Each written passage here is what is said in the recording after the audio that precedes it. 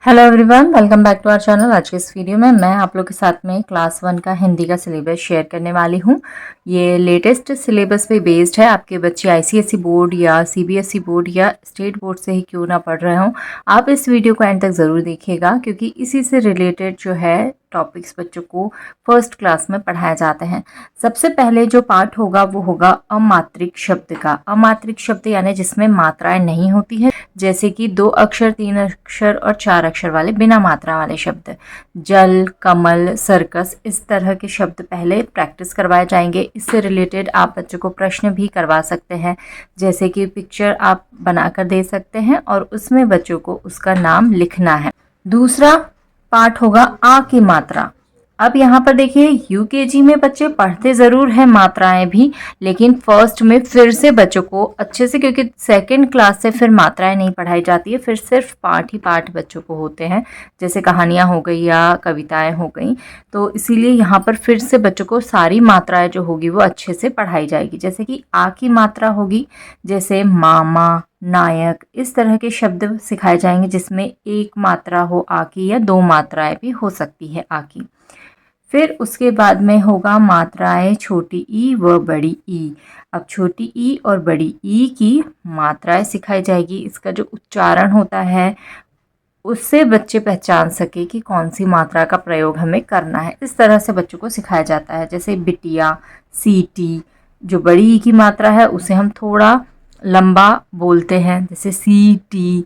अब जैसे ये है तो ये बिटिया हो जाएगा, यानी जो छोटी ई की मात्रा है वो हम जल्दी पढ़ लेते हैं। फिर उसके बाद में मात्राएं छोटा ऊ व बड़ा ऊ की। अब यहाँ पर देखिए, छोटा ऊ बड़ा ऊ की मात्राएं सिखाई जाएगी। जैसे चतुर में छोटा ऊ की मात्रा का प्रयोग किया है। फूलदान, इसमें बड़ा ऊ की मात्रा का प्रयोग किया है। इसमें भी यही रहता है, छोटा ऊ हम जल्दी पढ़ लेते हैं और बड़ा ऊ की मात्रा जब हम पढ़ते हैं तो थोड़ा सा लंबा उसे खींचते हैं। फिर है री की मात्रा। री की मात्रा का प्रयोग बहुत अच्छे से आपको सिखाना है, क्योंकि बच्चे इसमें गलतियां करते हैं। जैसे वृक्ष है, इसमें देखिए री की मात्रा लगी हुई है, कृपाण, इस तरह के शब्द की प्रैक्टिस करवाएं। फिर उसके बाद में मात्राएं ए व ए। तो ए की मात्रा, और इसे ए या ऐ की मात्रा भी बोलते हैं। जैसे स में यहाँ पर ए की मात्रा लगी है तो सेब, यहाँ पे स में ऐ की मात्रा लगी तो सैर, ए, इस तरह से इसे पढ़ा जाता है। मात्राएं ओ व औ।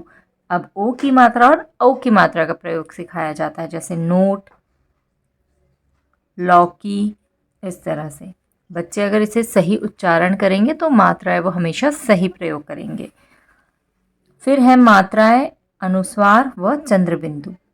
अनुस्वार यानी जिसमें एक बिंदु होता है, चंद्र बिंदु जिसमें कि इस तरह से चंद्र बिंदु लगाया जाता है। तो इसका प्रयोग सिखाया जाता है। इससे कौन कौन से शब्द बनते हैं, कैसे इसे प्रयोग किया जाता है। जैसे अंक में यहाँ अंक यानी कि बिंदी का प्रयोग होगा। फिर यहाँ पर देखिए माँ में चंद्र बिंदु होता है। इस तरह से इसके अलग अलग शब्दों की प्रैक्टिस बच्चों को करवाई जाती है। फिर उसके बाद में है र का संयोजन, यानी कि र की जो मात्राएं हम अलग अलग तरीके से प्रयोग करते हैं।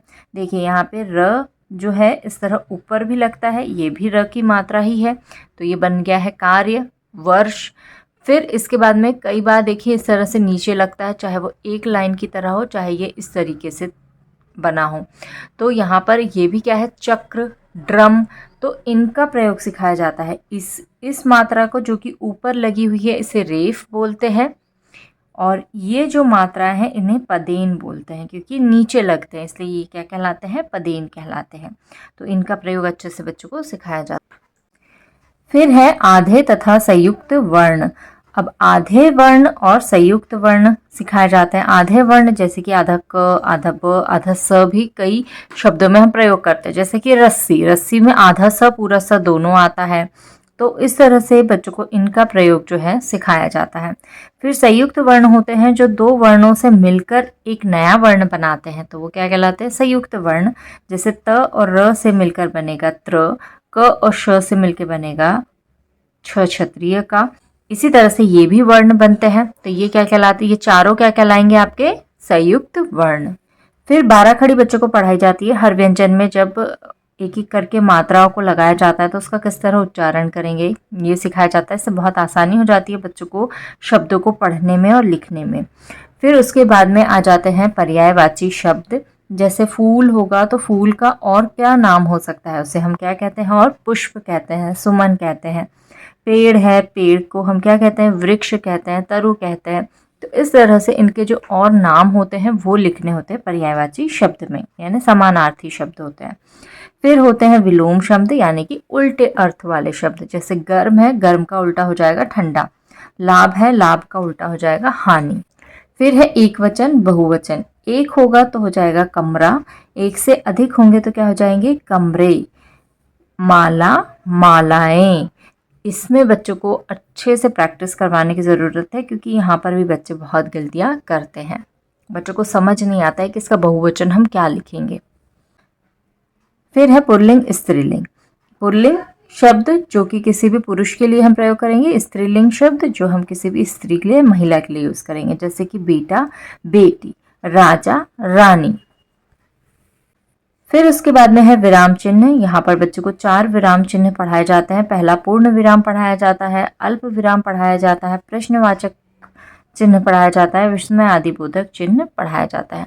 तो इन चारों की प्रैक्टिस बच्चों को होती है। इसमें वाक्य दिए रहते हैं और उसमें बच्चों को लगाना होता है कि कौन सा विराम चिन्ह इसमें आएगा। फिर चित्र देखकर 5 वाक्य लिखिए। कोई भी चित्र आसान सा बच्चों को दे सकते हैं और आसान वाक्य ही बच्चों को लिखने होंगे। उसमें कोई भी 5 वाक्य बच्चे प्रैक्टिस कर सकते हैं। फिर कहानी पूरी करो। छोटी सी कोई कहानी दी गई होगी, उसमें बीच बीच में कुछ शब्द मिसिंग होंगे, तो वो शब्द भरकर कहानी को पूरा करना होता है। फिर वाक्य बनाओ। ये जो है बच्चों को पाठ्य पुस्तक जो होती है उसमें से दिए रहते हैं वाक्य बनाने के लिए। प्रश्न उत्तर भी होते हैं, साथ में ही खालिस्तान वगैरह होंगे, शब्दार्थ भी होते हैं। तो ये सारी चीज़ें जो है आपको बच्चों को उनकी पाठ्य पुस्तक से प्रैक्टिस करवानी है।